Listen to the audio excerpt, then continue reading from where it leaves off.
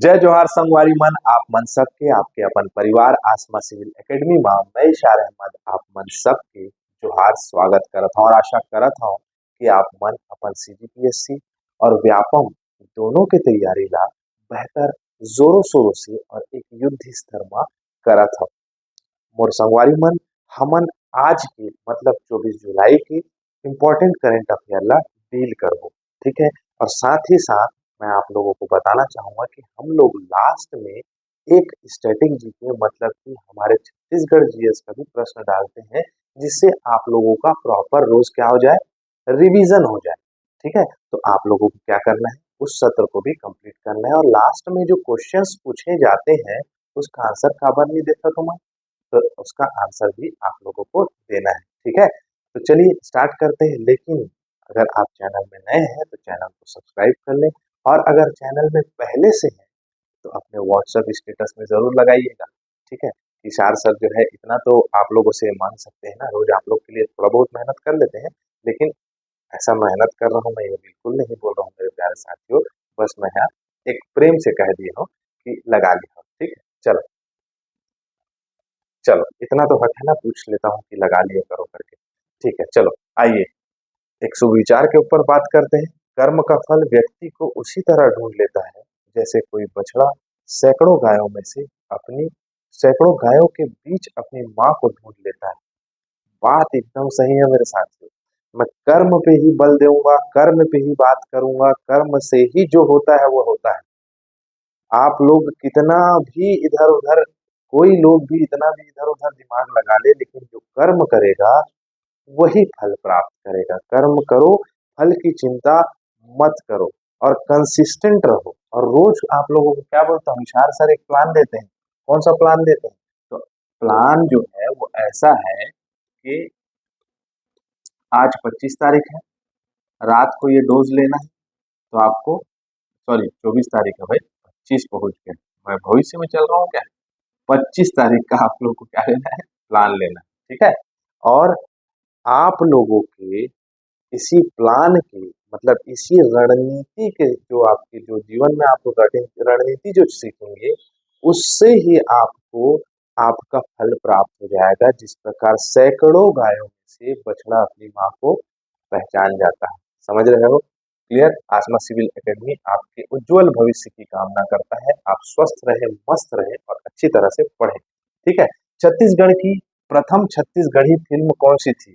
तो कही देवे संदेश, कही देवे संदेश, ये जो है पहली फिल्म थी। आइए आंसर देखते हैं। छत्तीसगढ़ की प्रथम छत्तीसगढ़ी फिल्म कही देवे संदेश।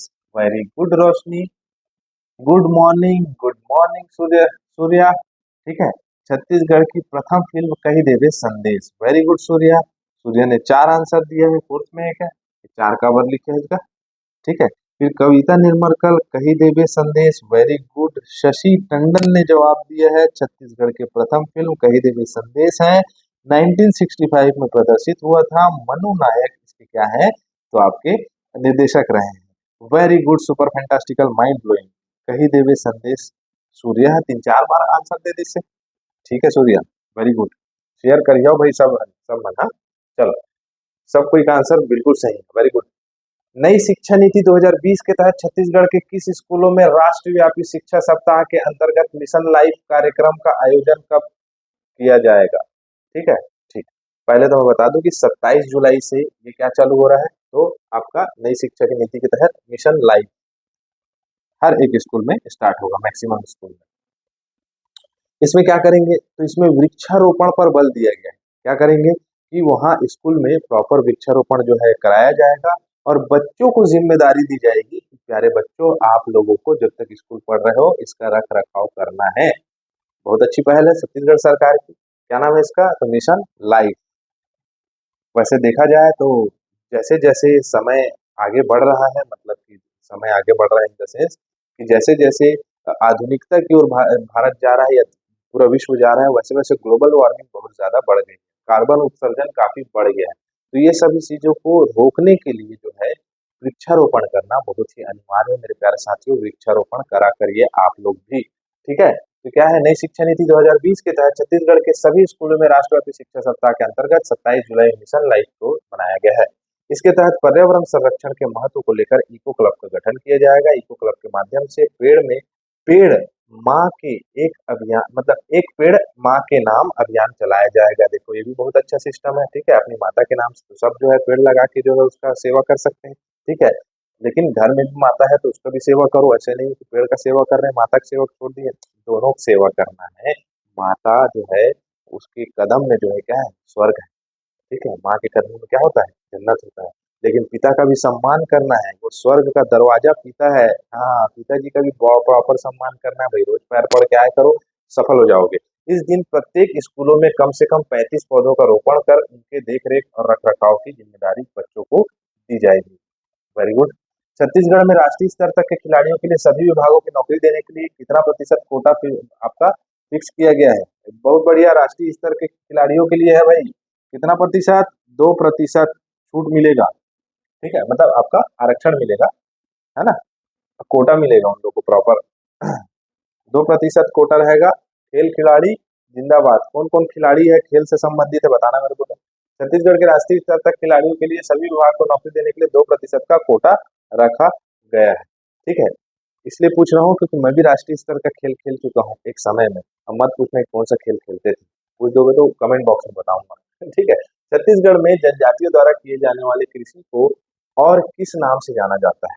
अरे वाह, जनजातियों के द्वारा कृषि कृषि किया जाता है। दरअसल मुख्य रूप से जनजाति जो है, ट्राइब्स जो है, बेसिकली देखा जाए तो पहाड़ी क्षेत्र में रहते हैं, ठीक है। जैसे कि बस्तर दंडकारण्य के पठार वाले क्षेत्र में, पूर्वी बुंदेलखंड के पठार के क्षेत्र में, है ना, जसपुर सामरी पाठ प्रदेश के क्षेत्र में जो पहाड़ी हिली रीजन से वहां रहते हैं। तो मैदानी तरफ कम रहते हैं, ठीक है। तो आपका इन लोग क्या करेंगे, पहाड़ में कृषि करेंगे, और पहाड़ में कृषि करना आसान नहीं होता है। तो एक स्थान में उपजाऊ स्थिति मिली तो करे, फिर उसके बाद आगे बढ़ गए। तो वैसे ही कृषि को झूम कृषि कहा जाता है भारत में, और आपका स्थानांतरित कृषि कहा जाता है छत्तीसगढ़ में। तो क्या हो जाएगा, दोनों इसका आंसर हो जाएगा। झूमिंग कृषि या झूम कृषि के नाम से जाना जाता है। एक स्थान में जो है कृषि की, फिर उसके बाद आगे बढ़ गए, पेड़ को काट के दूसरे स्थान में झूम कृषि करने लगे। लेकिन अभी सरकार जो है इसकी रोकथाम के लिए काफी बल दे रही है, ठीक है। तो छत्तीसगढ़ जनजाति द्वारा किए जाने वाले कृषि को स्थानांतरित कृषि के रूप में जाना जाता है, कृषि को, और इसी प्रकार की कृषि को झूम कृषि के रूप में जाना जाता है। स्थानीय भाषा में यह दिप्पी कृषि या पेंड्रा कृषि कहलाती है। अब जनजाति वर्ग है, इन लोग में अलग अलग नाम से बोलते हैं।